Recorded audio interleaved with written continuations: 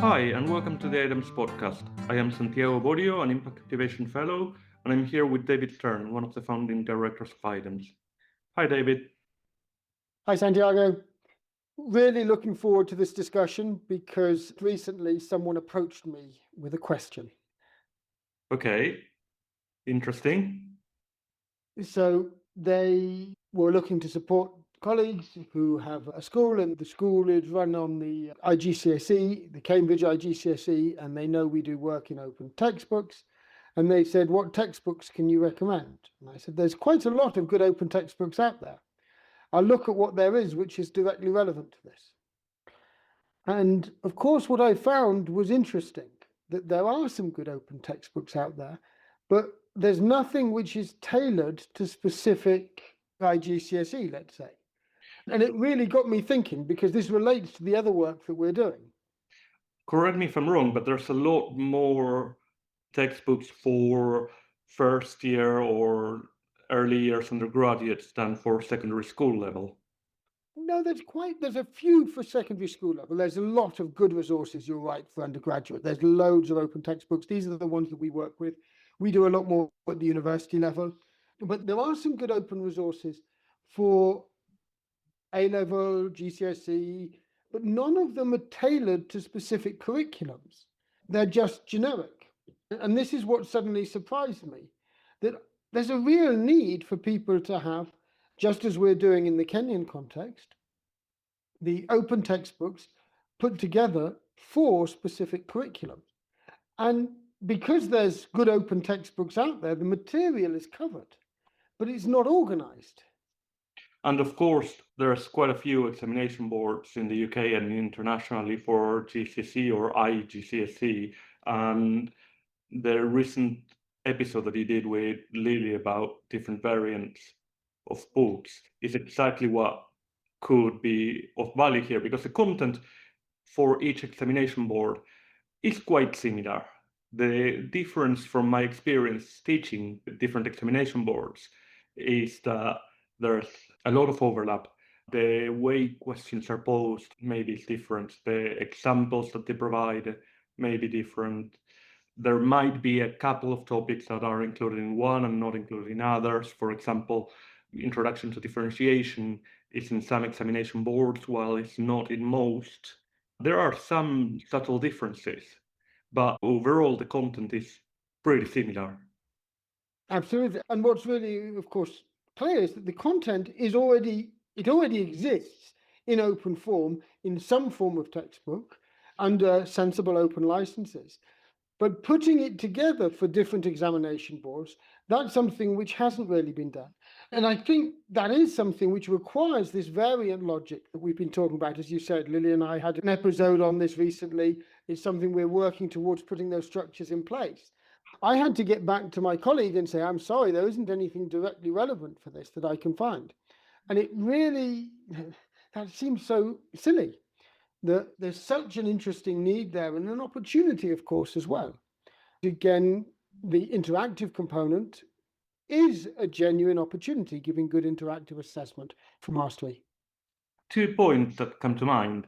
The original one was before you mentioned interactive, that there are a few open and cheap, let's say, resources that are tailored to specific exam boards, but none of them are in the form of textbooks. They tend to be more on revision guides, on past paper questions, and the like.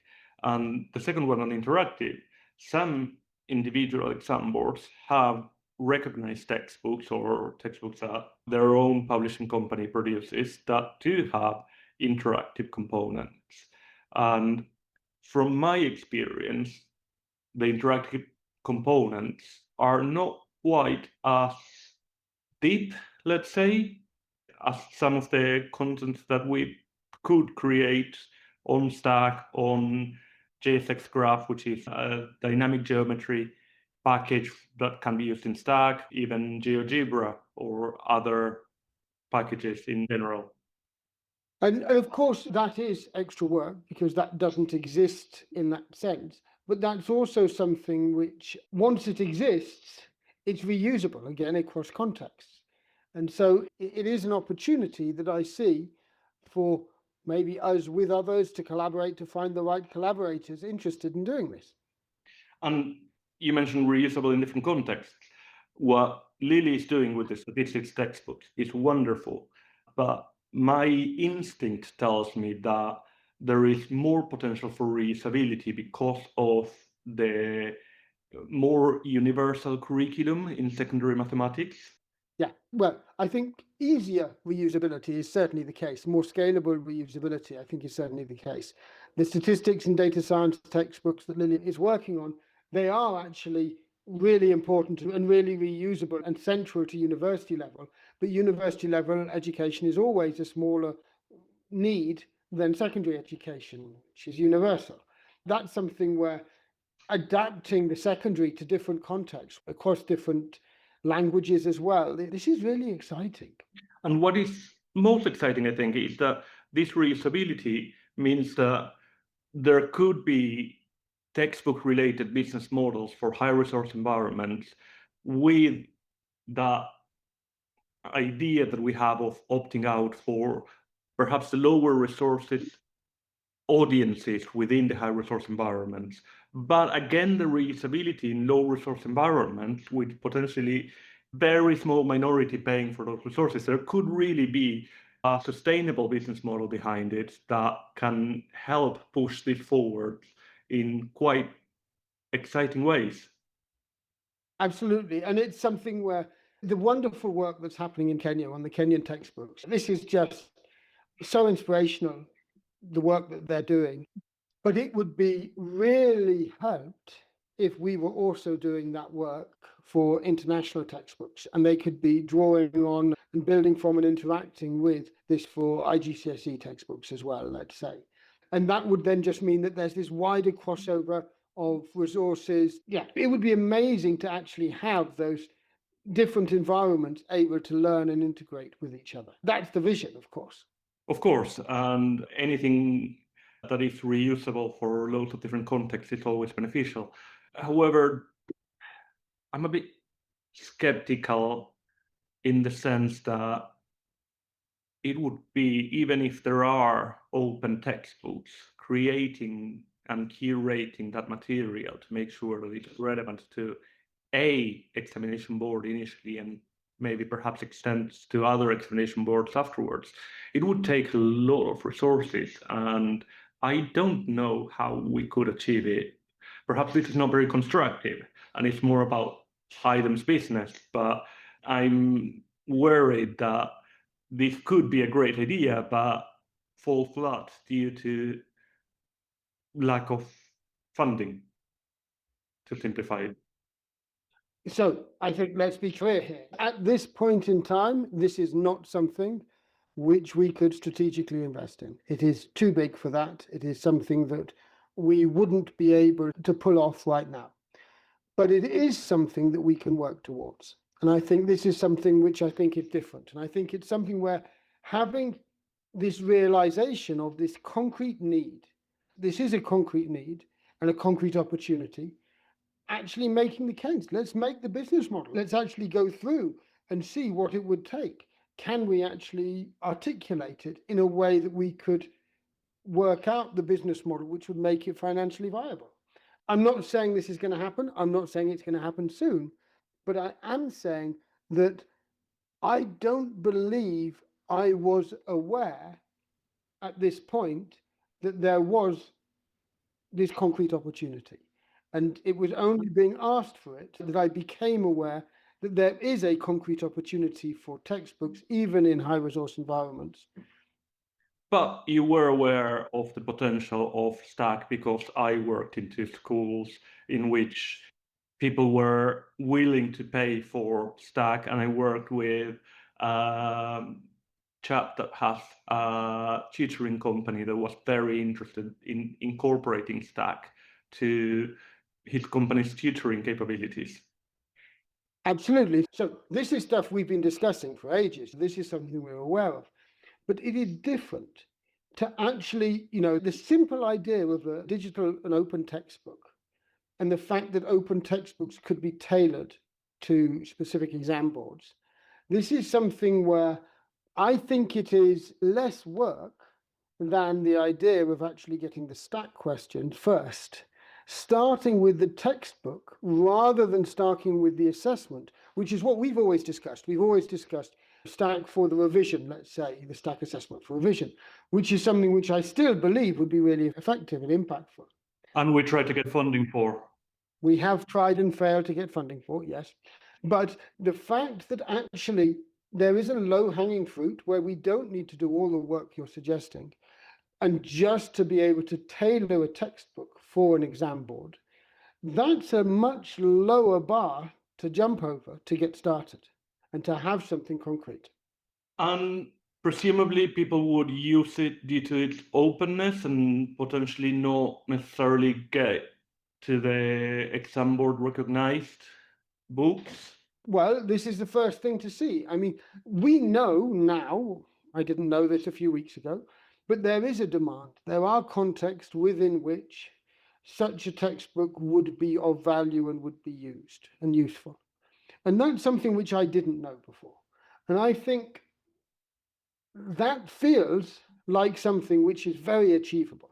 Getting it with the embedded stack and all the added values is an added value. It's not necessary. That's the new thought. Yeah, but hang on a second. You're talking about one data point, and any conclusion made from one data point cannot be really relied upon. This is an interesting question. No, in general, you're right. Of course, one data point is not enough.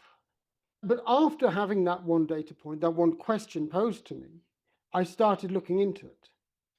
And it was what I found that made me interesting, that there is a huge gap, and that what is there is already there in a way that it could be put together quite easily under the same open licenses, but reorganized. So what we're really talking about is a way, there's no platform through which at the moment you could deliver these different variants for the different exam boards and so on. That's the thing which I think is something which fits into exactly what we're building for the statistics case. And so it's a reuse of the technologies we're building in this context, which I think is possible now in a way that I hadn't imagined before. And so it's not just the data point, it's what that question being posed to me led me to discover as I tried to help. And of course, Lily's work and work in Kenya with the textbook is laying down the foundations in order to be able to do this in a somewhat streamlined manner. We have some structure in place in order to be able to do that from what is already available. I have to say I haven't looked into what might be available, so I'd like to do that bit of research at some point soon. And then we can have a follow-on when you'll be as excited as I am. That's a big ask. That is a big ask. You do get excited, but this all sounds very exciting and promising. And of course, once we get to GCSE, why not A level? Why not IB? Why not so many other different types of exam boards? The SATs in the US, loads and loads of different potentials there. But the point is they're not separate because they're covering overlapping content. And this is what's actually already out there. What's already out there is sort of good materials, good resources, which cover the broad content for the right age groups. And that's what I think could then be used, brought into bear on specific curriculums as a relatively low-hanging fruit, leaning on and building from the shoulder of the existing open source community, open education resource community, but bringing it to people in a format which is closer to what they actually need, what they really need. And so I think it's just an interesting, I think there's something we could start. I'm not sure exactly what or when or how. I'm not sure whether we start by putting it together as a business plan or whether we start by getting some things together and making some things happen. But I think this is something where we couldn't have done this even a year ago, because if it wasn't for the Kenyan textbook work, we wouldn't have recognized that PreTeXt is the tool of choice for us to actually enable this to happen in a semantic way, which is at the heart of what we want to do. So, yeah, it might be just of its time. We shall see. Let's see what happens over the next few months. Yeah, and you talked about potential business model. Within that, it's always a question that is quite difficult with open educational resources from secondary schools, is the route to market. We had one very interesting question from someone, I believe you mentioned this in passing before, who has done some work with secondary schools in different contexts, and I have some networks, and SAMI, the charity that we work in partnership with, has also some networks, but we don't necessarily believe in advertising our work. Getting it out there organically might be a bit of a challenge. Absolutely. But even that, to me, the starting point is simply the fact that there are contexts within which this could be seized. This is a lot of the contexts that we know, which are international contexts, which are different to the UK school, for example, context that we also know. And we know there's actually a lot of resistance to change because there's a lot of people who try to market their products in that context. So there's some really interesting questions around this. I don't have answers to that at this point, but having looked into this, I am now convinced that there is a contribution to be made, bringing together efforts that could be transformative about the people at the margins, for the people at the margins of this. This is where I was brought in. It was a school in Somalia, I believe, that was reaching out to a colleague. They were doing the international GCSEs and so on. There's these fringe cases. I think we could start at the margins and build from there and just see what happens. And of course, one of the things that we're doing in Kenya is trying to build a community around it. If we are successful at building that community, I think that the route to market or the scaling could be quite visible. It's very exciting ideas, very exciting work. And I've got an upcoming trip to Rwanda, and I'm visiting a really interesting school when I'm there, the African Olympiad School. So we should do another episode on that when I come back, maybe even while I'm there. Anyway, this has been good. Thank you, David.